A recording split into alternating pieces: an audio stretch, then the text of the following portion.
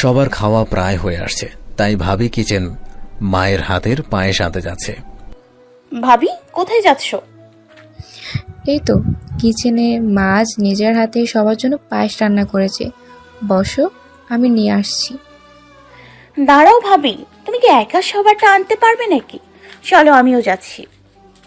মিষ্টুও কিচেনে যায়, সবার জন্য পায়েস বাড়িতে বাড়ছে। ভাবিও এই উজবুকটাকে তো একটা শিক্ষা দিতেই হবে, কিন্তু কি করি? আচ্ছা, পায়েসে মরিচ দেব?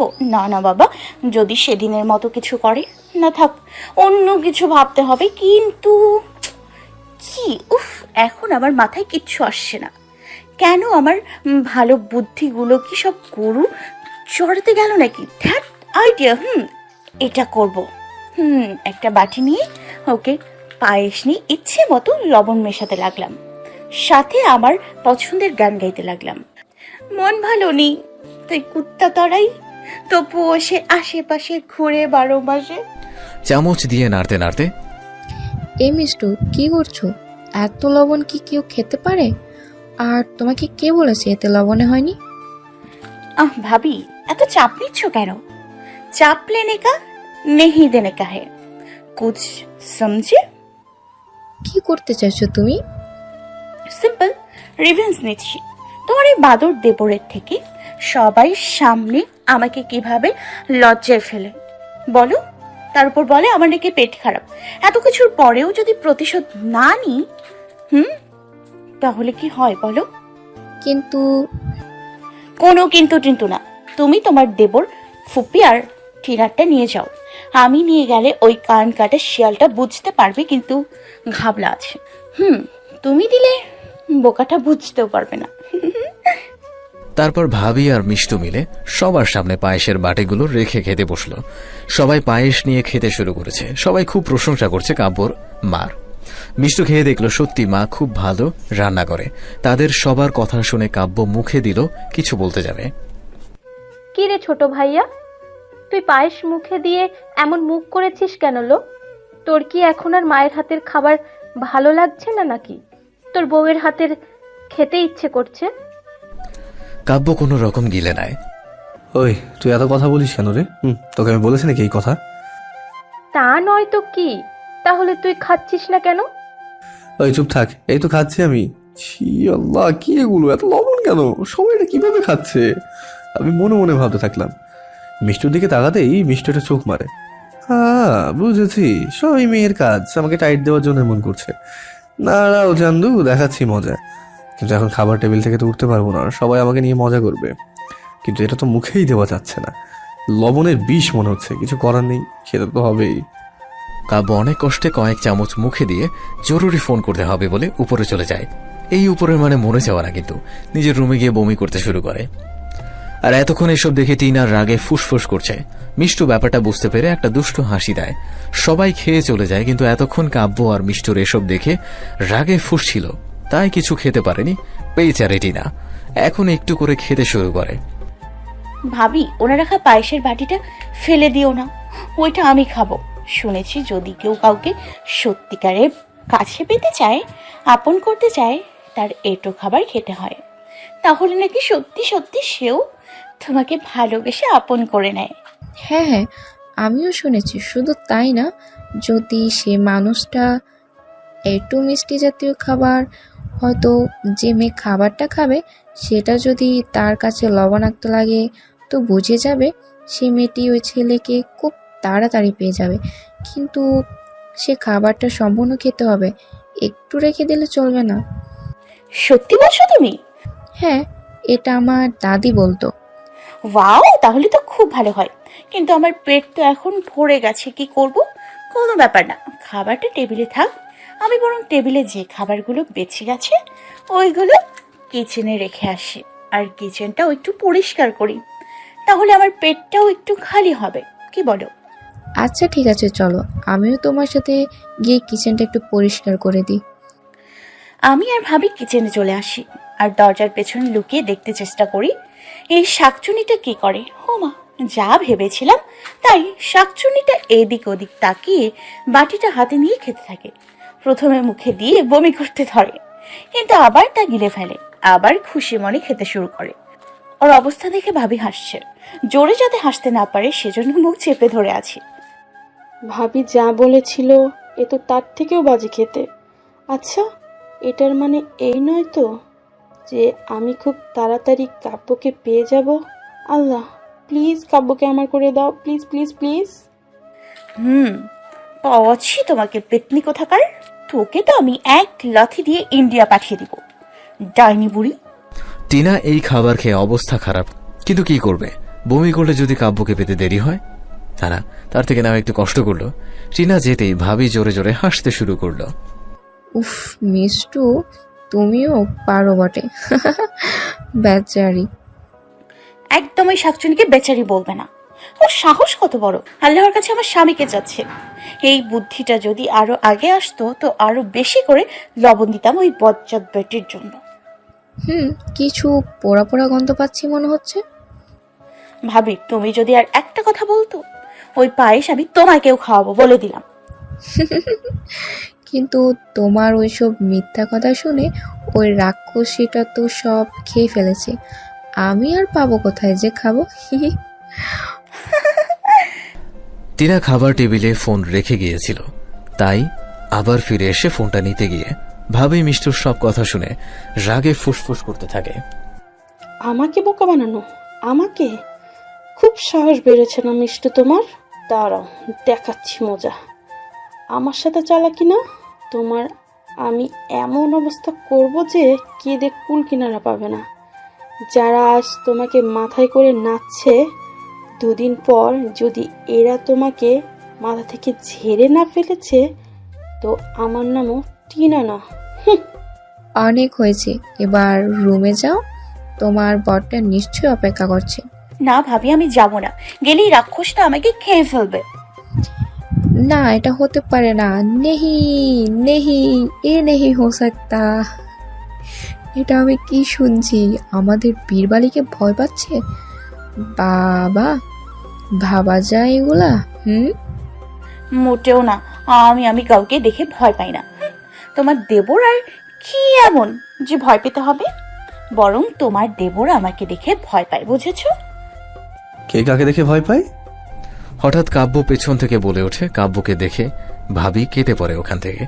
উফ আল্লাহ, এর ব্যাপারে যখনই কোনো কথা বলি তখনই শাকচুন্নির মতো হাজির হয়ে যায় কেন? কি হলো, কথা বলছো না কেন? আপনাকে বলবো কেন? আর আপনার লজ্জা লাগে না এভাবে অন্যের কথা শুনতে? লজ্জা কেন বাবু? আমি কি মেয়ে নাকি? মিষ্টুর দিকে এগিয়ে যেতে যেতে, এটা কেমন কথা যে লজ্জা শুধু মেয়েরাই পাবে? লজ্জা সবার পাওয়া উচিত। পেছাতে পেছাতে দেয়ালের সাথে পিঠ লেগে যায়। কাব্য দুহাত দুদিকে দিয়ে মিষ্টুকে আটকে ফেলে। কি হচ্ছে? সরুন সামনে থেকে। আমি রুমে যাবো, আমার ঘুম পাচ্ছে। আমি কাছে আসলে তো তোমার কাজ থাকে, তোমার হাতে ব্যথা লাগে, ঘুম পায়, ইত্যাদি ইত্যাদি এইসব। হ্যাঁ, তো আপনি আমার কাছে কেন আসবেন? তুমি কি সত্যি কিছু বোঝো না? কি বুঝবো আমি? কি বোঝার কথা বলছেন আপনি? জানি না তো কি করে তোকে বোঝাই। ভালোবাসা বলে কি আর বোঝানো যায়? কি হলো, চুপ করে আছেন কেন? যেতে দিন আমাকে। ধাক্কা দিয়ে কাব্যকে সরিয়ে দিয়ে উপরে চলে যায়। যেতে যেতে, জানি না আপনি আমার সাথে সত্যি অভিনয় করছেন কিনা। যাই হোক না কেন, যতদিন না আপনি নিজের মুখে বলবেন আমাকে ভালোবাসেন, ততদিন পর্যন্ত এমন ভাবেই চলবে সবকিছু। মিষ্টু গিয়ে সোফায় শুয়ে পড়ে। অনেকক্ষণ পর কাব্য আসে। এসে দেখে মিষ্টু সোফায় শুয়ে ঘুমিয়ে আছে। আস্তে আস্তে গিয়ে মিষ্টুকে কোলে করে বিছানায় শুয়ে নিজের বুকে নিয়ে শুয়ে পড়ে। পরদিন অফিসে। আজ অফিসে অনেক কাজ, সবাই খুব ব্যস্ত, কারণ কাল প্রজেক্টের ডিল সাইন করতে হবে। তাই আজ সব ঠিক করে নিচ্ছে। সব কাজ অলমোস্ট শেষ। সব ইম্পর্টেন্ট ফাইল নিয়ে মিষ্টু বাড়িতে আসে। এতগুলো ফাইল কিসের মিষ্টু? এগুলো ওই প্রজেক্টের ইম্পর্টেন্ট ফাইল।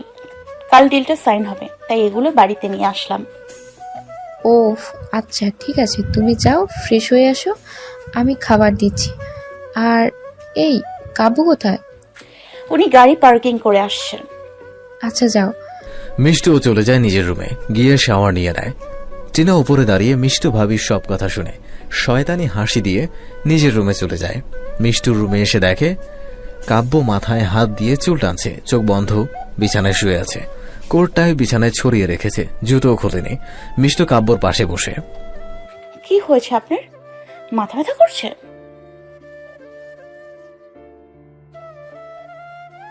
যা হবে ভালো হবে, দেখবেন, কোনো চিন্তা করবেন না, সব ঠিক হবে। আচ্ছা, আমি কি আপনার মাথাটা টিপে দিব? কাব্য অবাক হয়ে চোখ মেলে দেখে মিষ্টু ভেজা চুলে বসে আছে, মুখে হালকা হালকা পানি, দেখতে অপরূপ লাগছে। অপলক ভাবে তাকিয়ে আছে। কি হলো, কথা বলছে না কেন? খুব খারাপ লাগছে কি? আচ্ছা, আমি আপনার জন্য খাবার নিয়ে আসছি, খাবার খেয়ে মাথা ব্যথার ঔষধ খেয়ে দেখবেন ভালো লাগবে। মিষ্টু উঠে যেতে নিতেই কাব্য হাত ধরে টান দিয়ে নিজের বুকে নিয়ে আসে, জড়িয়ে নেয় বাহু ডোরে।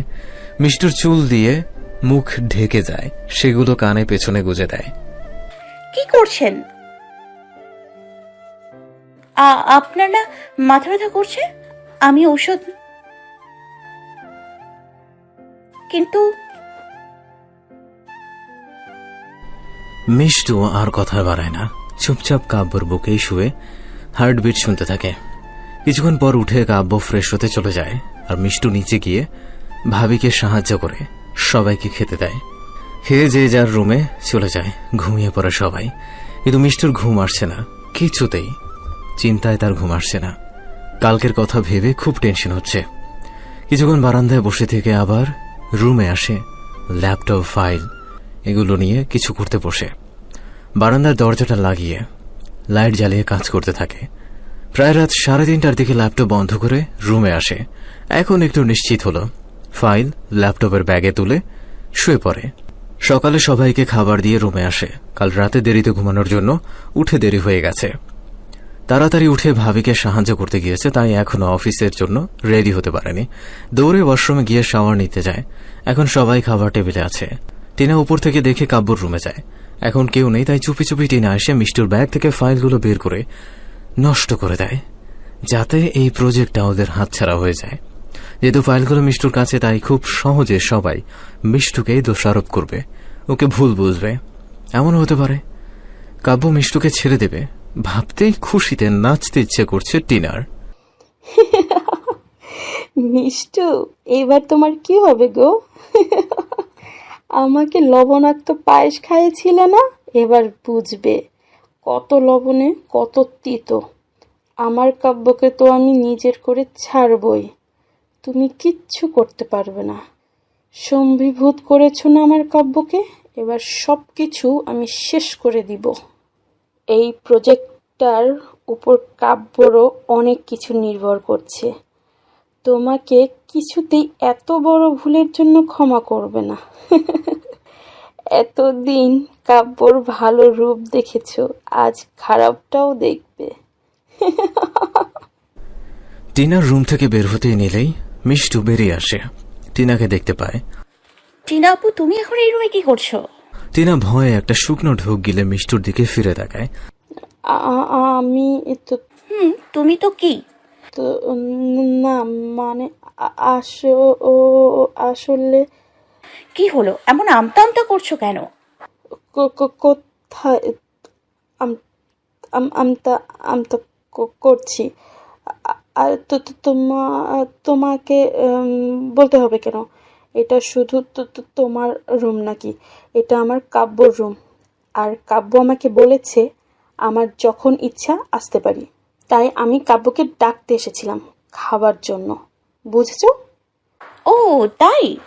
তো তোমার কাব্য শোনা তো অনেকক্ষণ আগে খেতে চলে গেছে, তুমি তো একটু দেরি করে ফেলেছ আপু। ও আচ্ছা, তো আমি জানতাম না, তাই ওকে, আমি চলে যাচ্ছি। বাইরে এসে হাফ ছিঁড়ে মাছল, তারপর নাচতে নাচতে নিচে চলে গেল। আল্লাহ, কোন দিন জানি না এই শাকচুন্নির মুখ আমি সত্যি সত্যি বাঁকা করে দিব। বজ্জাত মাইয়া একটা। মিষ্টু তাড়াতাড়ি করে রেডি হয়ে নিল, জামা কাপড় পরে মাথায় হিজাব করে হালকা সেজে নিচে চলে আসে খাবার টেবিলে। চিন্তায় কিছুই খেতে ইচ্ছে করছে না, তবুও একটু মুখে দিয়ে কাব্যর সাথে অফিস চলে যায়। অফিসে গিয়ে কাব্য নিজের কেবিনে চলে যায়। মিষ্টু, মিতু আর আবিরের সাথে কিছু প্রয়োজনীয় কথা বলছে। এর মধ্যে আবার কথা বলতে বলতে মিতু আর আবিরের ঝগড়া লেগে যায়। এই তোমরা মেয়েরা এত ঝগড়া কিভাবে করো বলো তো? যেভাবে তোমরা করো। আমরা মোটেও ঝগড়া করি না। হ্যাঁ তাই তো, তোমরা কি আর ঝরগা করো? তোমরা তো ঝরগা চর থেকে হজ করে আসছো না? ঝরগা তো শুধু আমরাই করি। হ্যাঁ তাই, আর তুমি তো নিজের মুখে মেনে নিলে, আমি আর কি বলবো, ঝগড়ুতে মেয়ে একটা। এই একদম ঝরগটি বলবে না। আমরা হলাম প্রতিবাদী মেয়ে, বুঝছো? আর তোমরা হলো ঝরগাটে লোক। এই তোমার লজ্জা করে না এভাবে মেয়েদের সাথে ঝরগা করতে? তুমি আর মেয়ে, হা, হাসালে। ওই তুমি কি বলতে চাচ্ছ? মেয়ের মতো কিছু আছে তোমার মধ্যে? সবসময় তো ছেলেদের পোশাক পরে থাকো, আজ অবধি দেখলাম না মেয়েদের জামা বা শাড়ি পরেছো, সবসময় শাকচুনির মতো হয়ে থাকো। ওই কি বললে? আমি শাকচুন্নি, তুমি কি? আমি ভালো আর নিষ্পাপ বাচ্চা একটা ছেলে। আহারে আমার কচি খুকাটি রে, নাক টিপলে দুধ বের হবে তাই না? বুইরা বেটা আবার কি বলে শুনছো? বলে আবিরকে নাক ধরে মুচড়ে ধরে। এই মিস নিম পাতা ছাড়ো বলছি, ভালো হবে না বলে দিচ্ছি। আমাকে না, কেউ বাঁচাও আমাকে এই ডাইনি মেয়ের হাত থেকে, আল্লাহ। ওই কি বললে? আমি যাইনি তাই না? এবার দেখো তোমার নাক আজ আমি শহীদ করেই ছাড়বো। এই ছাড়ো বলছি, না হলে কিন্তু আমি আমার মতো নিষ্পাপ ছেলের উপর এভাবে অত্যাচার করার জন্য তোমাকে জেলের ভাত খাবো বলে দিচ্ছি। তাই নাকি? তোমার যা করার করো, আজ তো এই নাকটা আর আমি রাখবই না, যা হবার হোক। আরে কি করছো কি তোমরা? এই আপু, বেচারার নাকটা তো ছিঁড়ে যাবে।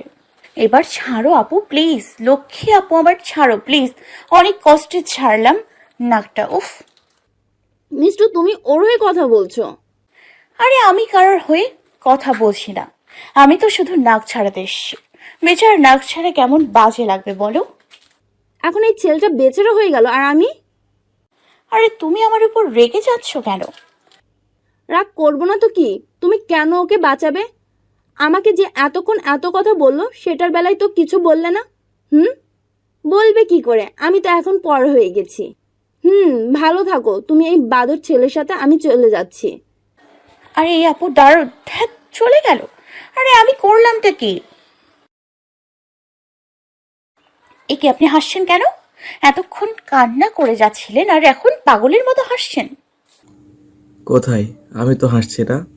হেসে কথা বলছেন আর বলছেন হাসছেন না? আচ্ছা একটা সত্যি কথা বলেন তো, আপনি ইচ্ছে করেই আপুকে রাগিয়ে দিয়ে আপুর সাথে ঝগড়া করেছিলেন তাই না?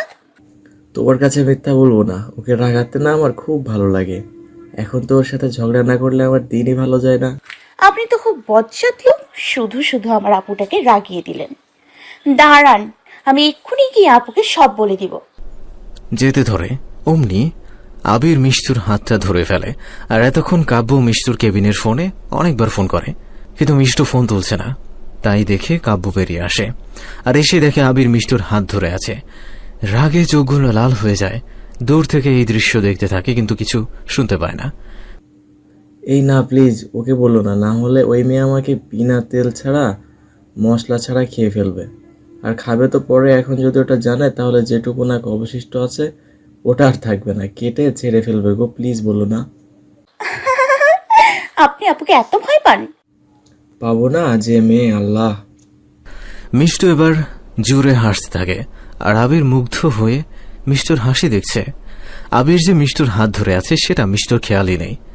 আবির আলতো করে ধরে আছে, তাই মিষ্টুর এতটা গুরুত্ব দেয়নি। ও হাসছেই। আর এইদিকে কাব্য রাগে গজগজ করে কেবিনে চলে যায়।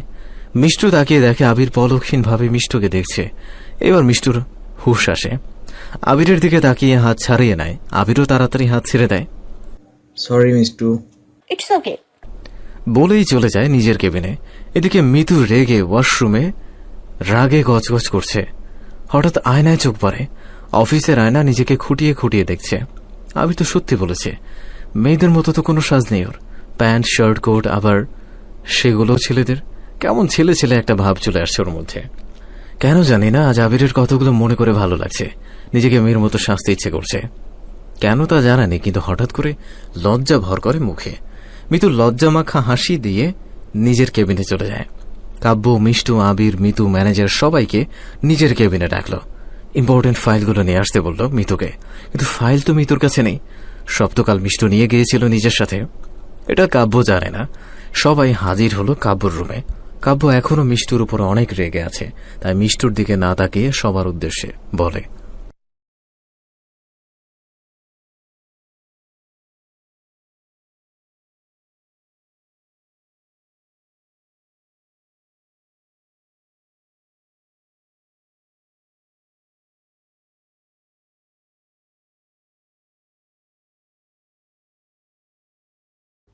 স্যার ফাইলটা তো মিস্টুর কাছে। মিষ্টু ফাইল এগিয়ে দিতে কাব্য না নিয়ে রাগী চোখে মিতুর দিকে তাকায়।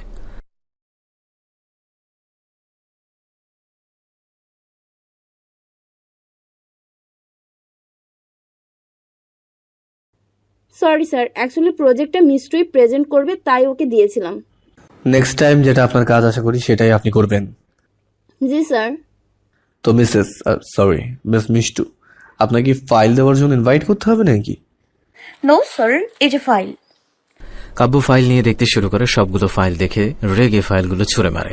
সব পেপারগুলো নিচে ছড়িয়ে পড়ে। What is this miss Mishtu? মিষ্টুর ফাইলগুলোর দিকে তাকিয়ে দেখে সবগুলো পেপারে বাচ্চাদের রং পেন্সিল দিয়ে নষ্ট করা হয়েছে। কোনো লেখাই ঠিকভাবে বোঝা যাচ্ছে না। কি হলো, কথা বলছেন না কেন? কি এগুলো? এটা কি আপনি খেলার জিনিস পেয়েছেন, নাকি আমার উপর প্রতিশোধ নেওয়ার জন্য এসব করছেন? কি বলছেন এসব? আমি কেন আপনার উপর? ও প্লিজ, আমি আপনাকে খুব ভালো করেই চিনি। আপনি ইচ্ছে করে সব করেছেন আমাকে শাস্তি দেওয়ার জন্য। স্যার বিশ্বাস করুন, আমি জানি না কি করে হলো এসব। কাল রাতেও তো সব ঠিক ছিল। তো এগুলো কে করেছে? আমি জানি না, কিন্তু ও জাস্ট শাট আপ। দায়িত্ব পালন করতে না পারলে কে নিতে বলেছে আপনাকে? এসব কি আপনার কাছে ছেলে খেলা মনে হচ্ছে? একটু পর যখন এহসান কোম্পানির লোকজন আসবে তখন কি জবাব দেবেন আপনি? স্যার আপনি আর একটা কথা যদি বলেন না, আমি আপনার কোনো ফালতু এক্সকিউজ শুনতে চাই না। আপনি কি বলবেন আমার জানা আছে। বাড়িতে ছোট্ট বাচ্চা আছে, ভুল করে সব করে ফেলেছে, আপনি বুঝতে পারেননি তাই তো? এছাড়া আপনার আর কি বা বলা থাকতে পারে? দায়িত্ব নিয়ে বাড়িতে যখন নিয়ে গেছেন তো একটু সাবধানে রাখতে পারেননি? আর পারবেন কি করে? আপনার কি আর এসবে মন আছে? আপনার মন তো শুধু ছেলেদের উপরেই থাকে, তাই না? যেখানে সুযোগ পান ওখানে হাত ধরাধরি হাসাহাসি করতে তো দিন চলে যায় আপনার। আর কিছুতেই তো মন থাকে না আপনার। আর আপনার মতো মেয়েরা ওইসব কাজেই ভালো পারে। অফিসের কাজ আপনার মতো মেয়ের জন্য না। যখন অফিসের কাজ করতে পারবেন না, তাহলে কে বলেছে আপনাকে করতে? নাকি কাক হয়ে ময়ূরে পেখম লাগাতে চান? যাই করুন না কেন, এটা ভুলে যাবেন না যে কাক যতই ময়ূর সাজার চেষ্টা করুক না কেন, কাক কখনো ময়ূর হতে পারবে না। আর আপনি যে সেটা কোনোদিন পারবেন না, আজ তা প্রমাণ করে দিয়েছেন। এখন থেকে এসব বাদ দিয়ে ছেলে ধরা কাজটাই আসল শুরু করুন। এটাই আপনার জন্য ভালো হবে। আপনাদের মতো লো ক্লাসের মেয়েদের জন্য এটাই পারফেক্ট। কাব্যর কথাগুলো শুনে চোখ থেকে অবিলম্বে পানি পড়তে শুরু করেছে।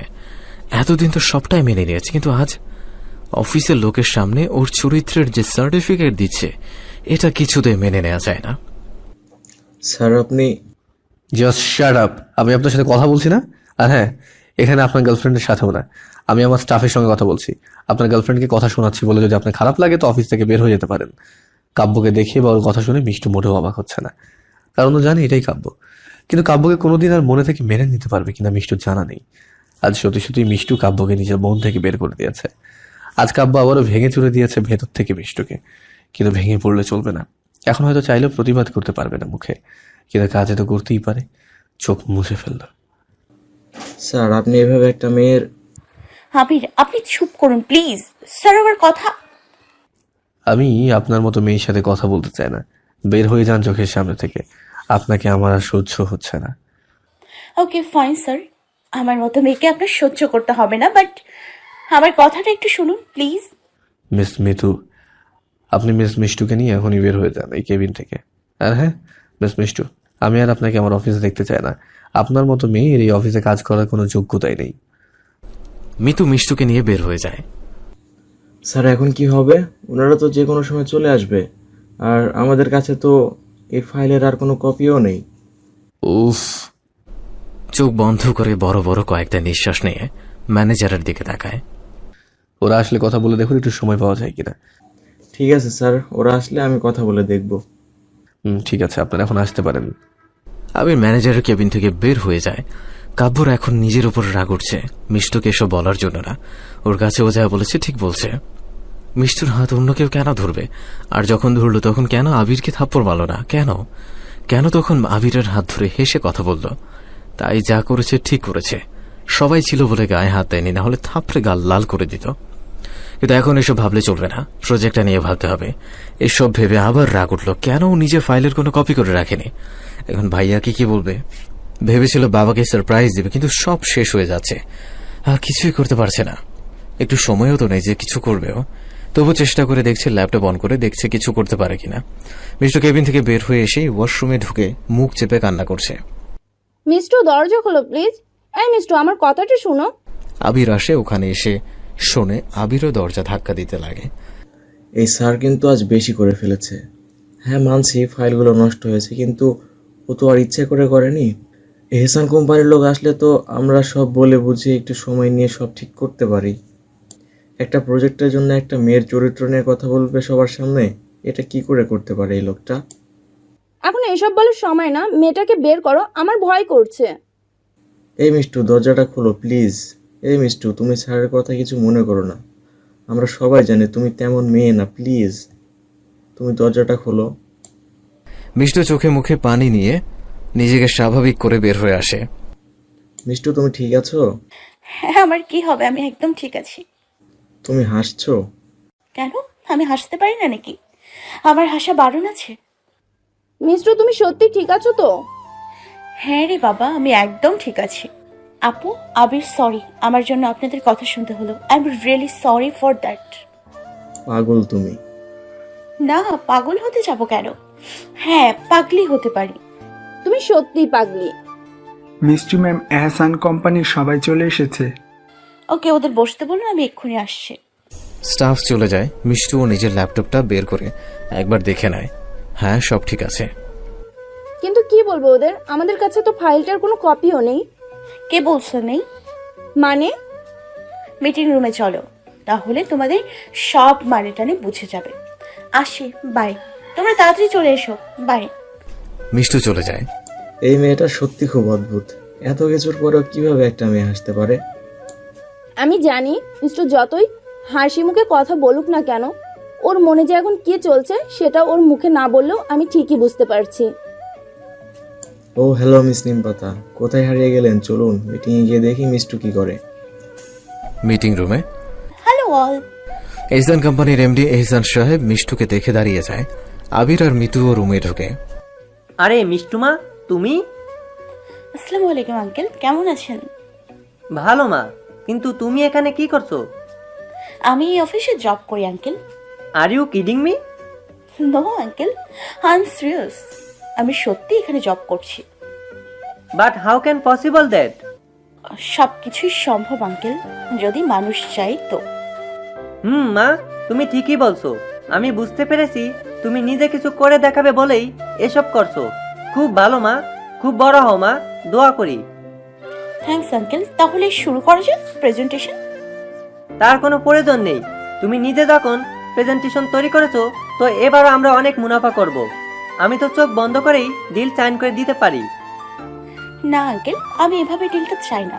আপনারা কি দেখে নিন, তারপর যা বলবেন তাই হবে। Please uncle, don't say no. Okay মা, তুমি যা বলবে তাই, শুরু করো। Thanks uncle. Mishtu laptop on করে প্রজেক্টের সবকিছু ডিটেলস প্রেজেন্ট করতে শুরু করে। কাল রাতে যখন চিন্তায় ঘুম আসছিল না বলে, তখন বারান্দায় সব ফাইলগুলো নিয়ে ল্যাপটপে কপি করে রেখে দেয়, যাতে ফাইলের কোনো সমস্যা হলে এটা ব্যবহার করতে পারে। কাব্যকে অনেকবার বলতে চেয়েছিল এই কথাগুলো, কিন্তু ওই মাথা মোটা কিছু শুনতে চাইলই না।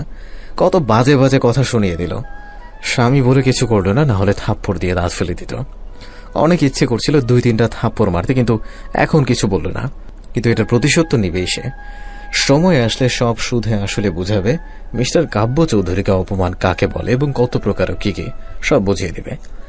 ওয়াও, মিষ্টু কত সুন্দর করে সব তুলে ধরেছে, কিন্তু একটা কথা বুঝতে পারলাম না, তখন স্যারকে বললো না কেন?